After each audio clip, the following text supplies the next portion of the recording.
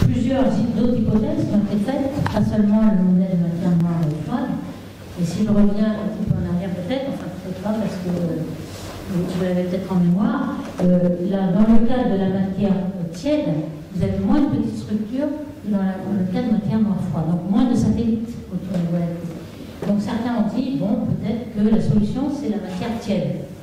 Nous on cherche des particules qui sont beaucoup moins massives que la particule de matière noire froide et qui pourraient avoir non pas 100 gigaélectronvolts, c'est-à-dire la masse du proton, mais 1000 fois moins.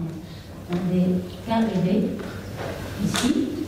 Donc 1000 fois moins, ça veut dire que c'est entre les neutrinos qui sont par contre très très massifs et puis les grosses particules comme les protons et les neutrons. Donc si on pouvait avoir une contrainte sur la masse de ces particules, ce serait quand même formidable pour pouvoir les chercher dans les accélérateurs.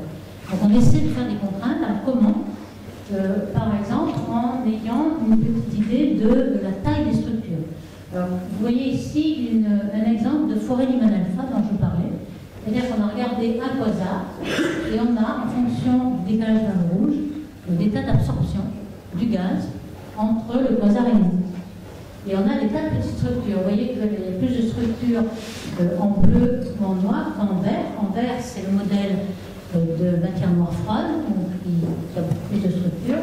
Donc on voit que la quantité de petites structures dépend de la masse de cette particule. Donc on a pu avoir une limite inférieure, donc c'est supérieur à, parce qu'on a un certain nombre de structures. Donc ça c'est assez intéressant. Alors pourquoi c'est intéressant? C'est que le candidat de cette matière noire tiède, ce serait un neutrino. Alors quel neutrino? Je vous ai rappelé le modèle standard des particules, qui sont ici des quarks, qui sont en bleu violet, des quarks. Et puis les leptons qui sont les neutrinos. Alors il y a l'électron, il y a le muon et le taux. Et puis l'électron correspondant, l'électron mu et bientôt. Donc ces trois neutrinos, on le sait depuis maintenant plusieurs temps, c'est qu'ils s'échangent entre eux. Ils passent de l'un à l'autre, ils s'échangent. Et ça c'est la solution au problème des neutrinos solaires. Parce qu'en fait, nos détecteurs ne détectent que les neutrinos électroniques. Et si tous les neutrinos s'échangent en mu et tau, c'est qu'on ne le voyait qu'un tiers du temps. Donc on avait un facteur 3 sur les neutrinos qui venaient du Soleil. On a résolu le problème comme ça, on sait qu'ils ne passent qu'un tiers du temps sur cette forme-là. Et si s'échangent là, ça veut dire qu'ils ont une petite masse. Cette masse, elle est petite. Elle fait de l'ordre de l'électronvolt. Au début, on avait pensé que peut-être c'était enfin la matière noire, mais en fait pas du tout, parce qu'il manque des ordres de grandeur. Maintenant, on sait que la masse est très très petite. On n'a pas pu la mesurer exactement, mais avec la probabilité d'échange entre ces trois, on sait que c'est tout petit. Donc, il faut prendre en compte, mais ça ne fera pas notre matière noire. Donc, on va peut-être supposer qu'il y a une autre race de neutrinos, qu'on appelle neutrinos stériles. Pourquoi? Parce que les autres sont actifs, ils interagissent avec l'électron, on peut les voir dans les détecteurs, ils agissent avec la matière, tandis que ceux-là, pas du tout. Évidemment, on ne les voit pas, donc ils doivent être stériles. Et puis, on sait que tous les spins de ces particules-là, de ce neutre-là, est gauche, et que finalement, pourquoi il n'y aurait pas de symétrie, on aurait une chiralité droite, et ces neutrinos stériles auraient cette chiralité. Et tout ça, c'est des hypothèses. On n'a absolument pas vérifié tout ça, cette hypothèse-là, mais on pourrait penser que ces neutrinos seraient beaucoup plus lourds et pourraient correspondre à la matière noire tiède. Donc, on a fait une recherche d'un grand nombre de quasars. Voici la forêt Lyman alpha, encore une fois, je vous le montre. Vous voyez que si on peut avoir 100 quasars, on a une façon d'échantillonner un petit peu les petites structures de l'univers, savoir si elles sont d'une certaine taille, est-ce qu'il y a beaucoup de satellites, est-ce qu'il y a beaucoup de galaxies sur une unité, etc. Donc avec ces centaines de quasars, on a pu mettre une limite qui maintenant ne fait que croître.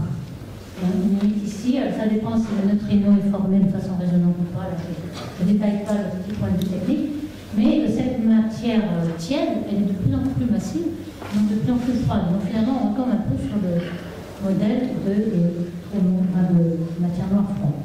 Alors pour les candidats, je fais un balayage de tous les candidats qui ont été proposés pour cette matière noire. Récemment, on a remis un peu au goût du jour ces trous noirs primordiaux. Pourquoi? Parce qu'on a détecté, comme vous le savez, la fusion de trous noirs de masse stellaire grâce aux ondes des ondes gravitationnelles, différentes des ondes électromagnétiques. Et donc, pourquoi ces trous noirs ne pourraient pas faire de la matière noire? Alors attention, il s'agit de trous noirs vraiment qui sont faits au tout début de l'univers, avant même que la matière ne soit créée, donc dans la première seconde. Et donc c'est pour ça qu'on peut l'appeler non baryonique. Tous les trous noirs qui sont formés après tout, lorsqu'une étoile meurt et forme un trou noir, ou dans le centre des galaxies, lorsque la matière s'est condensée et forme un super trou noir, un supermassif, tout cela sont faits avec de baryons. Parce que pour concentrer la masse, il nous faut une matière qui rayonne, qui passe en énergie. Donc les trous noirs aujourd'hui, que l'on voit et qu'on a mesurés, ne sont jamais faits de matière noire. Et donc ça c'est... Pour avoir des trous noirs qui feraient de la matière noire, il faudrait vraiment les former dans la première seconde de l'univers. Alors comment? Et ça c'est un petit peu délicat. Il faut supposer qu'il y ait d'énormes inhomogénéités, faites par exemple par l'inflation. Tout ça c'est très très spéculatif. D'accord? C'est très spéculatif. Et donc, pourquoi? Parce que très vite, dans la première seconde, il y aura le rayonnement qui va dominer et qui va homogénéiser tout ça. Donc, qu'est-ce que ça veut dire la masse de l'horizon? Oui, alors c'est la masse qui a compris dans l'univers pour une taille qui correspond à la taille parcourue par la lumière pendant ce temps T. Donc à l'instant T, la lumière a parcouru CT et la masse à l'intérieur d'une sphère de l'OCT, c'est la masse de l'horizon. L'horizon, c'est CT, en fait, c'est la sphère dont l'horizon est le parcours de la lumière pendant ce temps-là. Donc vous voyez qu'à 10-43 secondes, on a cette masse de trou noir. Alors celle-ci, elle est caractéristique parce que tous les trous noirs plus petits que 10 puissance 15 grammes se seraient évaporés. Comme vous le savez peut-être, Stephen Hawking avait montré qu'il y avait une température des trous noirs. Les trous noirs les plus petits sont beaucoup plus chauds, ils s'évaporent. Donc tous ceux qui sont plus petits que 10 puissance 15, même s'ils avaient été formés dans la première seconde, se seraient évaporés. Alors, est-ce que c'est possible que les trous noirs primordiaux soient matière noire?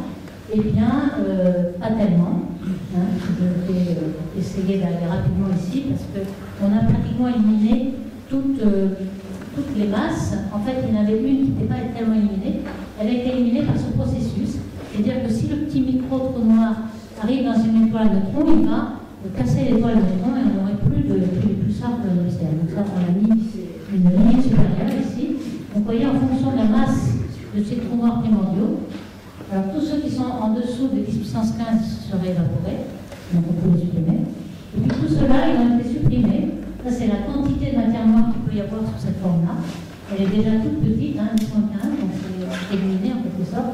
Et éliminé par les lentilles gravitationnelles, les micro-lentilles. On a fait dans les années 93, 95, jusqu'à l'an 2000. On a observé les nuages Magellan, toutes les étoiles. Et s'il y avait eu des petits objets qui faisaient lentilles gravitationnelles, on aurait détecté ces lentilles. Ces trous noirs en sont, on aurait vu les lentilles gravitationnelles dues à ces trous noirs, on ne les a pas vues, donc on a éliminé tout ça. Et puis le reste a été éliminé par la destruction des étoiles neutrons. Donc je pense que si vous vous posez la question, vous faites tranquille, c'est pas des trous noirs primordiaux qui feront la matière noire. Donc j'élimine tout ça. Et je vais faire un petit bilan, ce qu'on sait maintenant de la recherche directe de ces particules. Ici, on a un détecteur qui s'appelle le Xenon Hunton dans le tunnel du Grand Sasso. Et depuis 1985, ça fait donc plus de 30 ans, que l'on cherche des particules. Alors pourquoi dans le tunnel? On a des détecteurs dans le tunnel parce qu'on voudrait s'affranchir de tous les rayons cosmiques qui nous viennent du Soleil, donc qui sont arrêtés par le tunnel. Et puis, voici les candidats, je ne vais pas tous les faire, mais le principal, c'est le neutralino.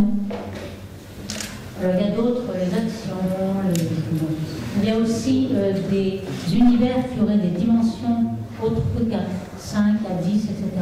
Et lorsque vous avez plusieurs dimensions, vous pouvez dire que la gravité va dans une autre dimension, et finalement, ça revient à nous faire des particules plus lourdes. Je ne déclarerai pas le principe. Les neutrinos stériques dont j'ai parlé. Et puis le principal candidat qu'on recherchait dans le tunnel, c'était le neutralino. Pourquoi? C'était ce qu'on appelait WIM, c'est-à-dire Weakly Interactive Massive Particle. Et c'était la particule supersymétrique la plus légère, la plus stable. Alors supersymétrique, pourquoi? Parce que dans le modèle standard, il n'y a pas de particules exotiques qui pourraient faire la matière noire. On a supposé qu'il y avait une supersymétrie. Tous les fermions deviendraient bosons et toutes les particules auraient la supersymétrie et que ce serait dans cet univers supersymétrique qu'on aurait les candidats de matière noire. Alors pourquoi ce oui convenait exactement à cette matière noire? C'est ce qu'on appelait le miracle. C'est qu'il faut non seulement que cette particule existe, mais que lors de son histoire dans l'expansion de l'univers, il en reste assez pour faire 25%. Parce qu'on sait qu'on a 25% de matière noire aujourd'hui. Alors pourquoi on peut calculer un petit peu ce reste, cette relique en fait? C'est que, comme je vous l'ai dit, les particules de matière noire sont leurs propres antiparticules. Donc elles vont s'annihiler. Et la seule force qui nous reste, c'est la force faible. On a 4 forces dans la nature. On n'a pas encore la 5e force, on a ça sur la tête, mais bon. Pour les forces que l'on connaît, on a la force gravitationnelle, l'électromagnétique, la force forte et la force faible. Donc c'est certainement une force faible, puisqu'elles sont très peu interactives. Donc on a pris une section efficace d'annihilation de particules, antiparticules de cette force faible. Donc on l'a cette vecteur-là. Et puis que se passe-t-il? Donc le nombre de particules en fonction du temps, il diminue par annihilation, jusqu'au moment où, dans l'expansion de l'univers, on est tellement en train d'expansion qu'on est très très dilué et il faut plus que le temps de Hubble pour se rencontrer. On peut penser, le temps d'interaction, le temps de collision, c'est n sigma b, 1 sur n sigma b. Donc si le temps de collision est plus grand que le temps de Hubble, les particules ne se rencontrent plus, elles sont gelées. D'où on a un gel ici du nombre de particules. Alors évidemment, ce gel-là, il arrive à 25% si on a la bonne masse. La masse, c'est 100 gel, c'est-à-dire 100 fois la masse du proton. Donc on s'attendait à trouver une masse de 100 gel pour avoir exactement le 25% dont on a besoin. C'est ça le miracle. Donc ce que vous voyez là, c'est que le LHC a vu beaucoup de particules de 100 gel. Il a vu le boson de Higgs en 2012, qui faisait 125 gel. Et puis maintenant on est à 700 gel, on a même beaucoup plus, on a le TEV, etc. Et on n'a pas vu cette particule. Donc nous sommes très très déçus. La particule, en tout cas, elle n'existe pas à 100 gel, elle n'a pas ce miracle de 25%. Donc même si on trouve des particules beaucoup plus énergiques, ça ne correspondra pas à la relique qui nous fait 25%. Alors pour les limites supérieures que l'on a dans les tunnels, au début on commençait avec des détecteurs de 1 kg, 2 kg, 3 kg. Il faut les purifier, donc c'est très très cher en fait, purifier parce qu'il ne faut pas qu'il y ait de résidus radioactifs qui feraient des événements beaucoup de bruit. Et donc aujourd'hui on a 1 tonne, et lorsqu'on observera pendant 2 ou 3 ans, on a l'équivalent de 3 tonnes, etc. Donc voici la dernière limite supérieure. Vous voyez ici qu'il y a la section efficace d'interaction d'un WIMP avec un nucléon, un proton, un neutron, des détecteurs. Au début, on avait démarré en 1985, c'était à 10-20, etc. Maintenant, on est à 10-47. Donc on a quand même gagné beaucoup d'ordre de grandeur. C'est une expérience qui marche très bien. C'est-à-dire qu'elle a pu vraiment montrer qu'il n'y avait pas d'interaction jusqu'à cette section efficace-là. Donc on a vraiment fait d'énormes progrès. Et bientôt, on va devoir s'arrêter puisque vous avez ici un plancher qui est l'interaction des neutrinos avec le détecteur. Les neutrinos viennent du Soleil, et à ce moment-là, on arrivera à cette limite-là où le détecteur deviendra un télescope à neutrinos. On ne pourra plus chercher le partout. D'où on va finir avec toute cette passage en revue des solutions, en disant que la matière noire se pose une question existentielle, si je puis dire. Est-ce que j'existe? Donc c'est toujours la même solution que même disait Zwicky au départ.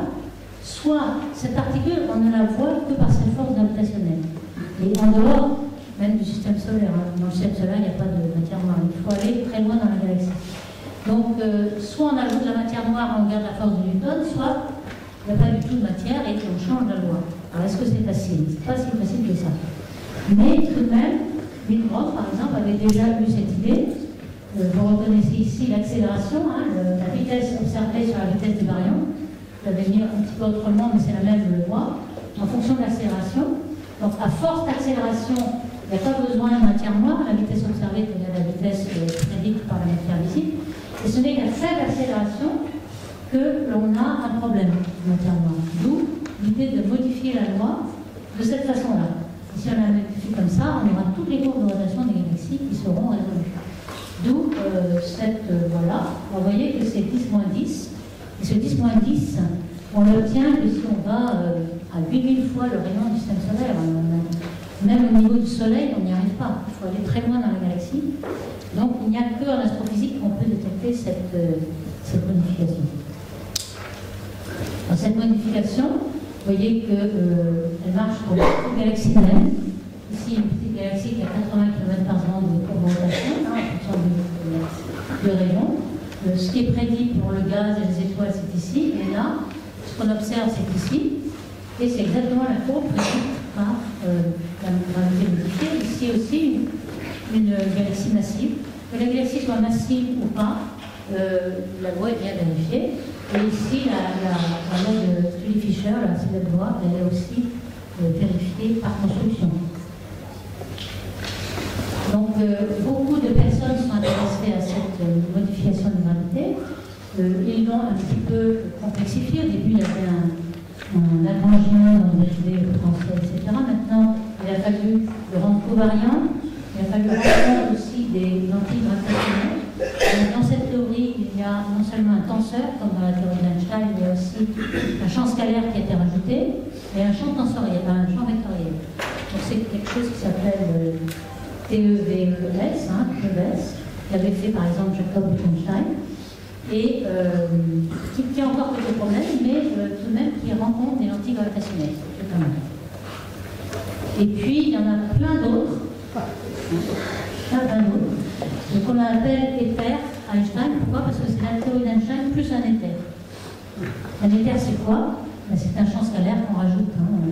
Comme la précédente ne marche pas complètement dans toutes les situations, c'est un champ d'activité très très en développement. Il y a beaucoup d'éthers, beaucoup de champs scalaires qu'on rajoute. Et c'est un petit peu ironique qu'on avait déjà prévu au 19e siècle, qu'on s'en est débarrassé, et puis il revient. Alors j'en finirai avec cette idée qui me paraît aussi intéressante. C'est l'idée qu'a émis Eric Linde très récemment, parce que c'est 2016, qui est une idée que la gravité n'est pas finalement comme une gravité comme les autres. Ça, on savait, Einstein avait déjà dit que c'était une force, c'est pas une force, mais une déformation de l'espace. Et là, la proposition d'Eric Linde, c'est que c'est une gravité émergente, c'est-à-dire que c'est une maximisation d'entropie au lieu d'être une force. Et puis surtout, il va se servir de la relation qu'il y a entre accélération et température. Alors j'en ai dit peut-être un petit peu tout à l'heure, parce que je vous ai dit que les trous noirs, lorsqu'on était très proche d'un trou noir d'une très forte accélération, on avait une température très élevée. Les petits trous noirs ont une plus grande accélération que les gros, ils ont une température plus forte. Et cette température avec l'accélération avait déjà été proposée par Monroe. En relation, c'est-à-dire qu'à chaque accélération, vous pouvez faire correspondre une température. Vous avez ici un trou noir, et comme j'aurai peut-être l'occasion de l'en dire, c'est que vous avez un certain problème d'information dans le trou noir. Lorsqu'un trou noir avale, par exemple, des tas d'étoiles, de gaz, etc., il y a énormément d'informations dans ce gaz qui tombe, dans cette étoile qui tombe, donc il y a beaucoup d'entropie. Et puis après, lorsque ça devient un trou noir, vous n'avez plus rien. Un trou noir est caractérisé par sa masse et son spin, c'est deux grandeurs. Donc on s'est posé la question, où était l'information et pourquoi l'entropie qui normalement ne fait qu'augmenter, où est-elle passée? Et on s'est rendu compte que cette information était sur la surface de l'horizon. Donc vous pouvez diviser la surface de l'horizon en petits bouts quantiques, tout petits quantums ici, et on voit que toute l'information que vous avez sur la surface est égale à l'information qui est dans le volume. C'est-à-dire que l'information est quantifiée, donc elle n'est pas infinie, et vous pouvez en effet passer de 3 dimensions à 2. Alors justement, cette température d'Hawking, qu'est-ce que c'est? En fait, on dit que le trou noir rayonne, puis c'est pas fort. Mais le rayonnement, ce n'est pas un rayonnement électromagnétique, c'est un rayonnement de particules. C'est-à-dire que lorsque vous êtes près d'un trou noir, ici, vous avez un champ d'accélération, une énergie si forte que dans les fluctuations du vide, fluctuations quantiques du vide, vous pouvez créer une paire particule-antiparticule. C'est l'énergie du vide qui vous crée cette particule. Bon, la plupart du temps, elle se réannihile pour donner l'énergie. Mais parfois, il y a une antiparticule qui est absorbée par le trou noir et la particule s'en va. Donc le trou noir, il va diminuer sa masse, puisqu'il a avalé l'antiparticule, et puis la particule va s'en aller. C'est ainsi que le trou noir s'évapore et rayonne. Vous voyez qu'il rayonne des particules, pas vraiment le champ électromagnétique. Donc la gravité émergente que propose Eric Davideux, c'est celle-ci. En fait, si je peux donner une petite analogie, hein, vous avez par exemple une molécule de polymère qui a tendance à faire des boucles et à se recroqueviller sur elle-même. Vous voyez que pour la dérouler, il faut exercer une force. Et en fait, là, plus il y a de désordre, plus il y a d'entropie. L'entropie, c'est le désordre. Donc ici, vous voyez que la maximisation de l'entropie, c'est la maximisation du désordre, vous crée une force. Et c'est ça, en quelque sorte, l'idée, c'est que la force est une maximisation d'entropie. Vous êtes obligé de créer une force parce que le système a envie d'avoir une entropie maximum. Alors, l'entropie que propose Eric Davideux est l'entropie d'intrication quantique. C'est là qui, à mon avis, apparaît l'idée qui est un peu originale, parce que vous avez énormément d'idées, de champs scalaires qui arrivent pour essayer de résoudre la matière monde, mais cette idée, quand même, est intéressante parce qu'elle va coupler la gravité et la mécanique quantique. Et je pense que c'est là qu'on a besoin de faire un progrès. On n'a toujours pas compris, depuis Einstein qui voulait en effet unifier toutes les forces, on n'a pas compris quelle était la relation entre gravité et mécanique quantique. Donc vous savez qu'en mécanique quantique, vous avez des fonctions d'onde, et lorsque deux particules sont très imbriquées, elles ont la même fonction d'onde, et elles ont une très forte entropie. Lorsqu'elles sont bien séparées, très isolées, l'entropie est minimum. Maintenant, si elles se séparent, à un moment donné, vous savez qu'elles sont toujours reliées. Et c'est ainsi on a pu vérifier cet effet, qui paraît paradoxal parce qu'on a l'impression que l'information circule à plus vite que la lumière, mais elle a été vérifiée dans tous les programmes de cryptographie, par exemple, vous avez un mot de passe et tout d'un coup, vous passez à un autre individu. Donc ici, cette intrication quantique, on peut montrer donc, cette entropie, la force de gravité, c'est la maximisation de cette intrication quantique. Et puis, si vous êtes intéressé, vous allez voir le papier, parce que je n'ai pas le temps de vous décrire tous les calculs, mais lorsqu'on prétend que la gravité, c'est cette force-là, on retrouve exactement la force de gravité modifiée du monde pour les galaxies. Donc évidemment, ça va marcher puisque le monde marche. Donc, il s'est débrouillé, si vous voulez, c'est débrouillé pour retomber là-dessus. D'où il expliquerait la matière noire des galaxies. Voilà, je vais m'arrêter là. Et vous voyez quand même que tout est en travaux. On n'a toujours pas trouvé la solution à cette matière noire depuis 1934. J'appelle cette matière noire l'arlésienne parce qu'on la voit jamais. Enfin, on ne sait pas trop si elle existe ou pas. Et peut-être, maintenant qu'on n'a pas trouvé la supersymétrie dans le CERN LHC, qu'on n'a pas trouvé les particules dans le tunnel, on ne sait plus du tout quel est le principal candidat. Le neutralino a disparu. Peut-être ce sont des actions. Il y a beaucoup de papiers maintenant qui travaillent sur les actions. Les actions, c'est des particules très légères. Il y en a qui sont les 10,22 électronvolts, les 33 électronvolts, c'est vraiment très léger, donc il y en a énormément, et qui ne sont pas à l'équilibre. Là, on a épuisé toutes les solutions de particules thermiques à l'équilibre, maintenant elles ne sont pas du tout à l'équilibre. C'est comme une boîte de Pandore, on peut prendre ce qu'on veut. D'où toutes ces deux solutions-là, matière noire ou gravité modifiée, cinquième fois, qu'on peut voir aussi. Merci.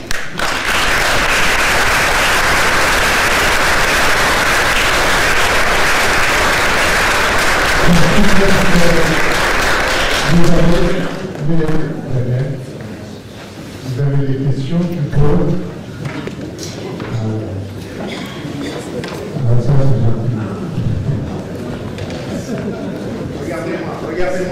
Regardez-moi, madame.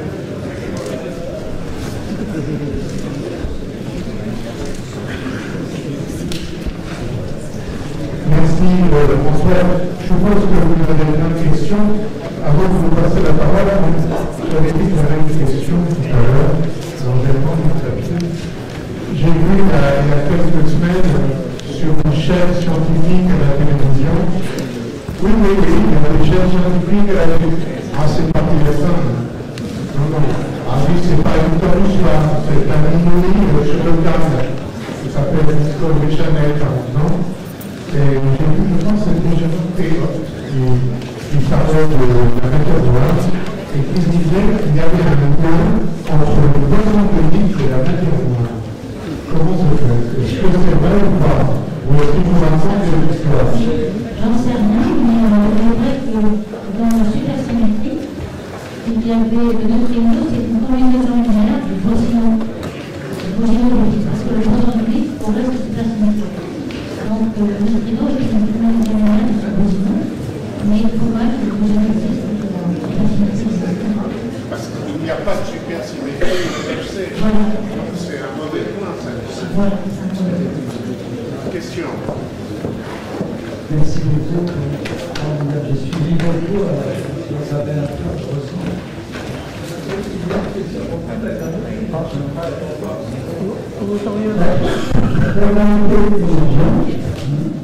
Si jamais elle est liée à l'entreprise mondiale, la croissance, à partir de ce moment-là, elle peut être très faible au début de l'univers. Oui, elle a très faible au début.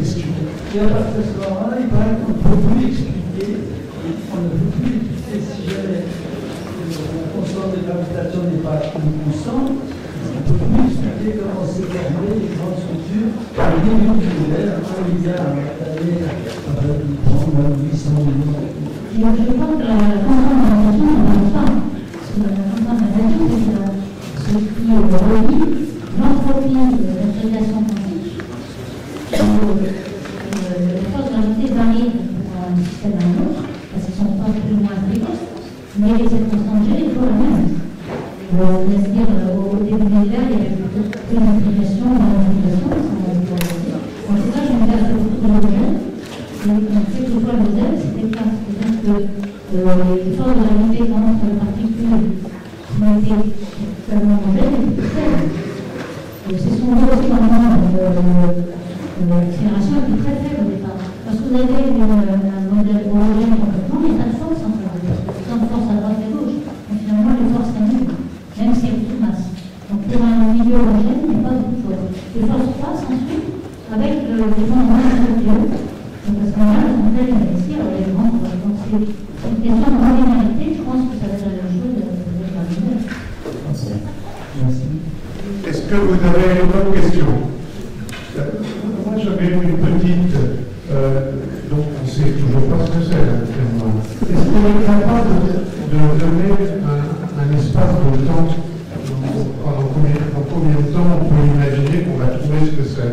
Oui, non, mais on cherche, il y a beaucoup de personnes qui cherchent. Est-ce que c'est l'espace de l'année, de la dizaine d'années ou... Parce qu'il y a 10 ans, on disait qu'on va bientôt le savoir, et maintenant, on a justement, on ne sait pas trop, mais voilà. On espérait, on avait mis une échelle de 10 ans, de manière à ce que l'énergie au LHC soit assez grande pour trouver les engins. Ce qui est important, c'est quand même le LHC, quand même. Comme il n'y a rien pour le LHC, ça donne une contrainte sur la masse.